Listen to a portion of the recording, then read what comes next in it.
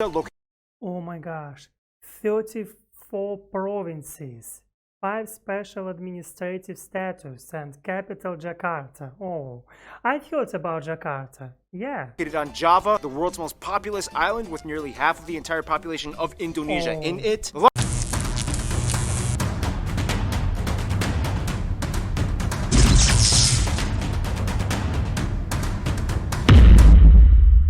Hello, my dear friends. Hello, my name is Alex and I'm studying English, and today we will watch interesting video about Indonesia. This video is named Geography Now, Indonesia, and I hope for you it will be interesting too. And also this video was recommended me by Dina197 Full 2. Thank you for your recommendation very much. And also I want to say thank you, I am God. Yes, I hope I've said your nickname correctly. Thank you for your recommendations very much. I appreciate it, and I'm glad that we have a special way of communication, because you sometimes have advice what I should watch, and I'm trying to watch your recommendations. I'm glad that we have this playlist. Okay, let's go, let's do it. Like, subscribe, PayPal and Instagram. I think you know all this. That's why we start immediately. Okay. Hey everybody, so if you don't know anything about Indonesia, basically all you have to know is that it's kind of like the Hawaii of the Muslim world, but it's like huge. It's like the biggest state, and with orangutans. And that's it, just no punchline. Yep. Let's just go to the intro song. It's time to learn geography now! Hey everybody, I'm your host Barbie. So as some of you know, I've been to Indonesia one time on one island for like 3 hours. I ate one dish, so basically I'm like the Indonesia expert, right? Well, if not... It means that after this video, I will be expert about Indonesia too. I'm kind of like the only guy on YouTube doing full profile videos like this, so for now, you'll just have to kind of deal with me for like the next 12 or so minutes. Woohoo! Okay. Default! Yep. Alright, so again, if you don't know anything about Indonesia, it's basically like if the Middle East and South Asia had an incredibly colorful, loud, somewhat explosive set of babies. Like thousands of them. Okay, that doesn't really help. First of all, Indonesia is the world's largest archipelago nation, located right where the Indian Ocean meets the Pacific Ocean on the incredibly clustered set of islands, making 6 countries known commonly as Nusantara, or the Malay Archipelago. Indonesian Archipelago. Sure, whatever makes you happy. Indonesia actually has land borders with 3 of these countries, East Timor, Papua New Guinea, and Malaysia, on the biggest island, Borneo, or Kalimantan, which is one of the world's only 2 triple split nation islands, the other one being Cyprus. Although technically, if you include the UN buffer zone, it's kind of like 4 entities, but the UN isn't a country, whatever, just watch the Cyprus episode. The country is divided into 34 provinces, 5 of which have special administrative statuses, with the capital and most populous city, Jakarta, located...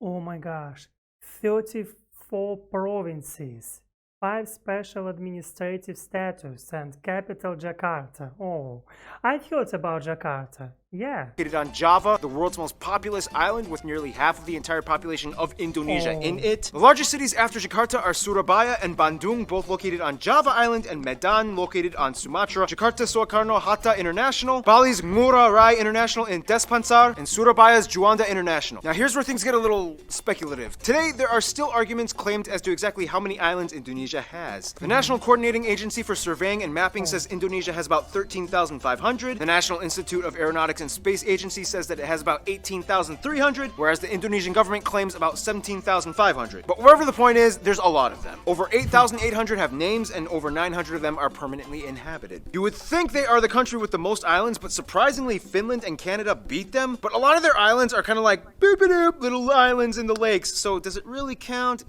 I guess. Now let's talk about the 5 special administrative provinces. They are Aceh, Yogyakarta, West Papua, and Papua. Papua.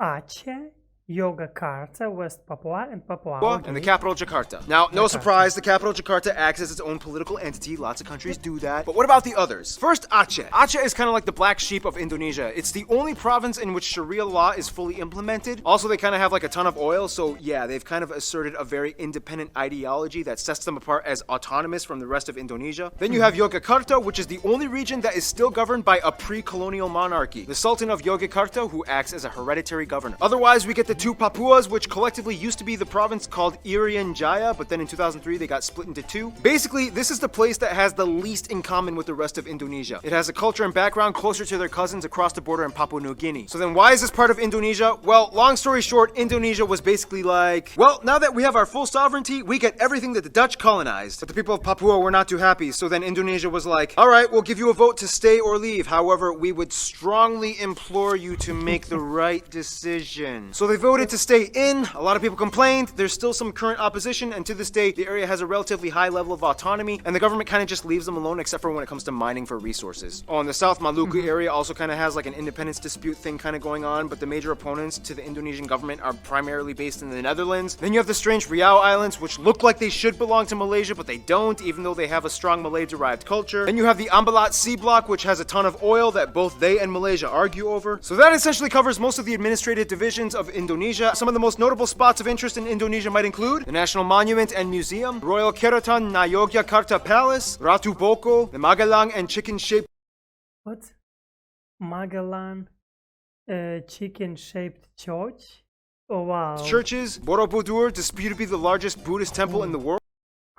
So beautiful place. Wow. It's Asian style.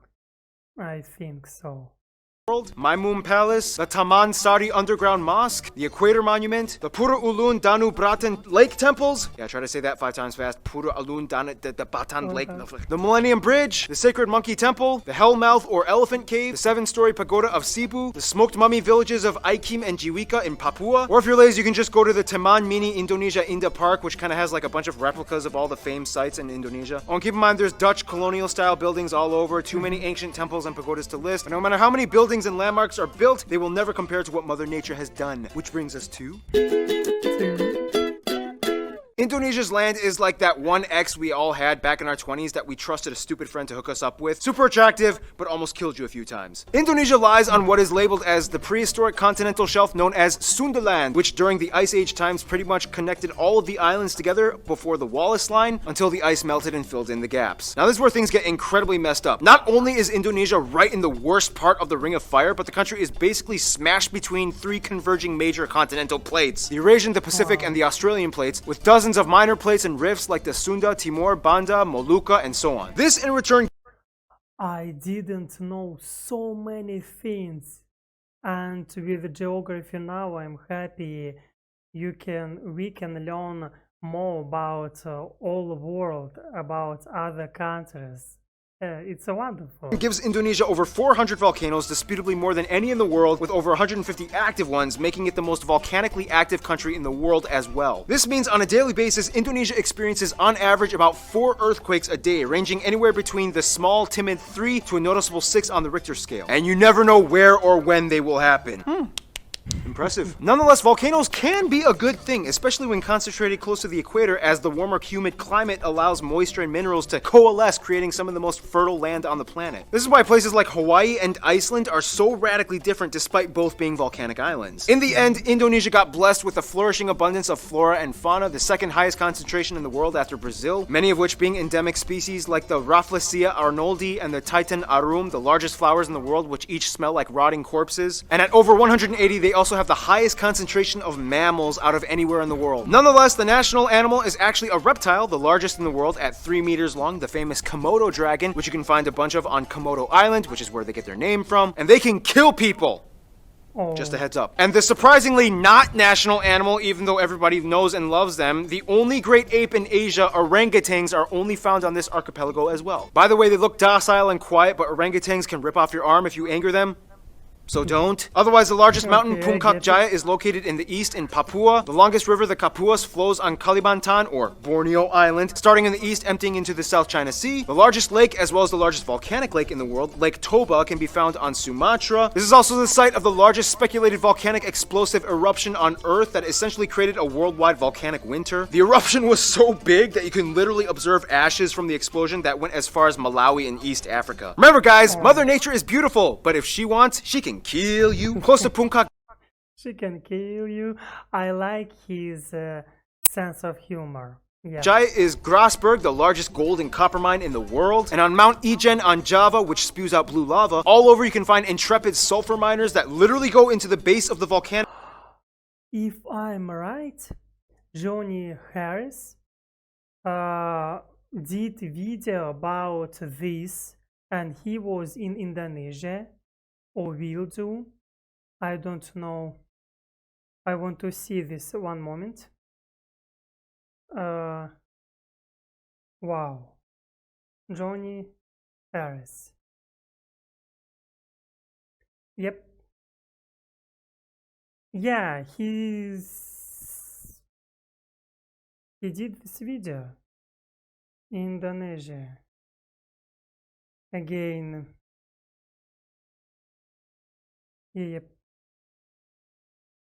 Ah, yes, I watched the video about Indonesia from Johnny Harris. Yeah. Oh my gosh.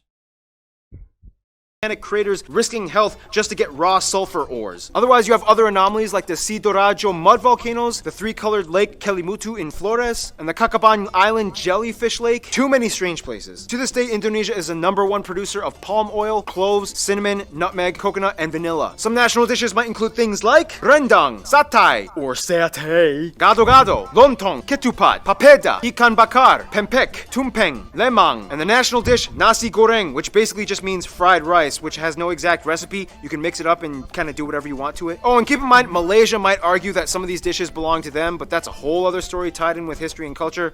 We got time. Why not talk about it? Now, there's a lot of curious mysteries when it comes to Indonesia.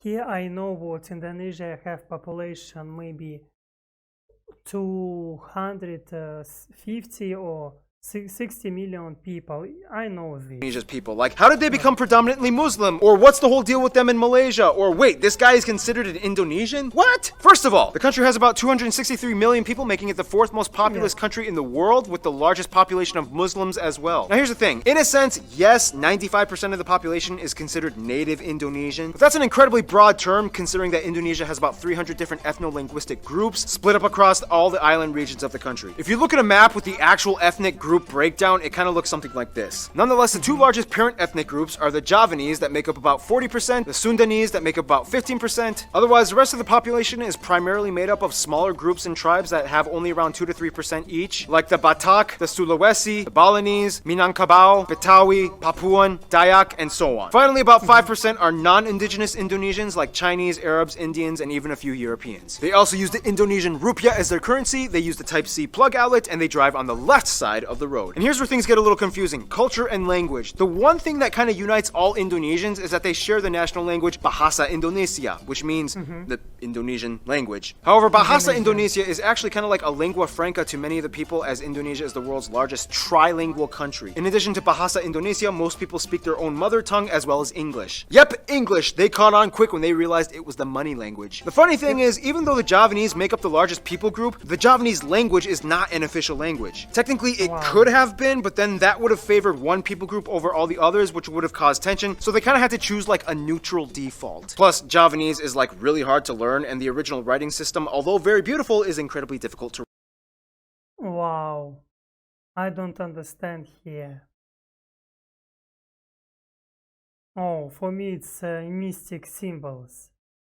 Beautiful is incredibly difficult to write. Nonetheless, at nearly 100 million speakers, this makes Javanese the largest non-official minority language in the world. And that's why the Bahasa Indonesia language is so strange. It's not even technically indigenous to Indonesia, but more Malay-derived. To this day, people who speak Bahasa Indonesia can understand somewhere around 60 to 70% of what their neighbors are saying in Malaysia. The biggest difference, though, would be the loanwords, as Indonesia took quite a bit of influence from the Dutch back in colonial times. For example, kantor versus kantor, doctor versus dokter, mantel, mantel, oma, opa, wortel, wortel. Speaking of the Dutch, quick history lesson. Hindu kingdoms, Buddhist kingdoms, Islamic kingdoms. The Portuguese come in quickly, but then the Dutch flock in. Japan comes in for a couple of years and decimates a huge chunk of the population. Independence, Republic, the Suharto years. Controversial incidents and fights with ethnic Chinese, Timorese, and Papuan peoples. Suharto falls, Reformation period begins, and here we are today. In Indonesia, all citizens are required to register under one of 6 recognized religion categories: Islam, Protestant, Catholic, Hindu, Buddhist, and Confucianism. If you don't identify with either, then Sorry. Prior to Islam entering around the 13th century, Indonesia was actually primarily Hindu and Buddhist. It's disputed on how exactly Indonesia became prevalently Muslim. Some people will say that it's because of the Arab traders that came by in the early first. I've heard about this period before. I watched a video about Indonesia, why Indonesia have so many Muslims people. Yep. First millennium. Others will say that maybe it had to do with the Malacca Sultanate conquest that fought against the Hindu and Buddhist kingdoms, and the truth is, both might be right. Inevitably, Bali became like the last sort of haven for whatever Hindus were left. The eastern Nusa Tenggara region and the Papuas remained predominantly Christian as the Dutch and Portuguese shared the gospel. Islamic culture in Indonesia is a little different from what it looks like in the Middle East. For one, most mosques don't have the typical dome structure, and actually many of them resemble Hindu temples, like the Demak Great Mosque. When a family member dies, their relatives might often come together and pray for a whole week, and then again on the 40th day, and then on the year anniversary, and then on the 500th day, and so on. Also, the night before Eid al-Fitr, the youth might gather and go around neighborhoods reciting the takbir. Those are some things you don't really typically find in the Middle East. Clothing modesty customs are pretty loose. Not all Muslim women wear hijabs, however, the ones that do might also complement it with Western clothing, like branded t-shirts with skin-tight sleeves and jeans. When I was in Indonesia, I saw a hijab-wearing woman with short sleeves and capri pants exposing her calves. I was like, can they do that? Now, in terms of culture, again, it depends on where you are, and many indigenous peoples still follow ancient traditions. Everything from the Minangkabau candle dance to the gamelan players of Yogyakarta, Wayang Javanese shadow puppetry, Balinese festivals, Sumatran pencak silat martial art tournaments, Kenya motif paintings of the Kalimantan tribes, the deadly Pasola game played by Sumba peoples, Karabeng cow racing on Madura Island, the strange burial traditions of the Toraja people, and everywhere you can find those pointy longhouses. Otherwise, some notable people of Indonesian descent might include people like the first president Sukarno, Gada Maja, R.A. Kartini, B.J. Habibi, Iko Uwais, Yayan Nuruhian, Sesep Arif Rahman, Agnes Monica, Iwan Faz, Anggun, Megawati Sukarno Putri, the Hartono brothers, and YouTubers Brian Emanuel and Raditya Dika. Now, it's so hard to cover Indonesia's culture because there's so many different people groups, each with their own cultures. It's insanely colorful and rich. I wish we could cover more, but we gotta move on to some diplomatics, shall we?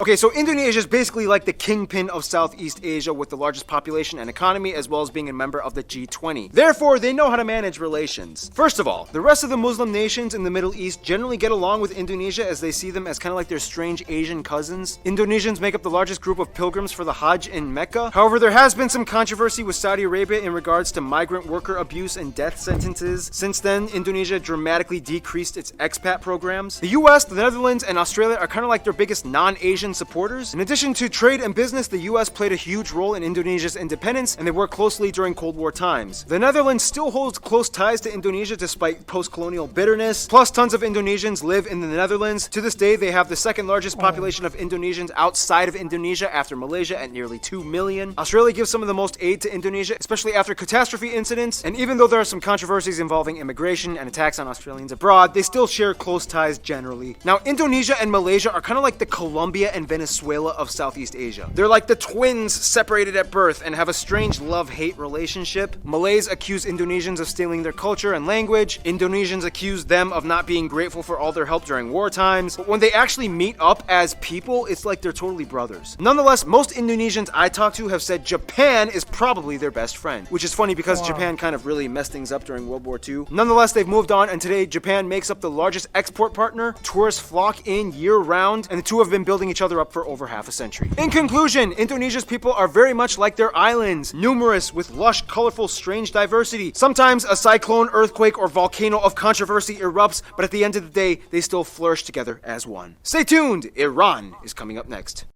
Oh, we did it, we really did it, and I'm glad what I watched this video with you, and thank you Dina197full2 for recommendation, and also thank you I am God.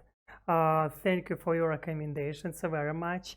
I think what now I'm understanding a little more Indonesia. I know a little more about Indonesia, and I'm understanding what your country is really huge. You have really big population, because in Russia our population 150 millions people, and your country is bigger if we will speak about population. And it is wonderful, interesting.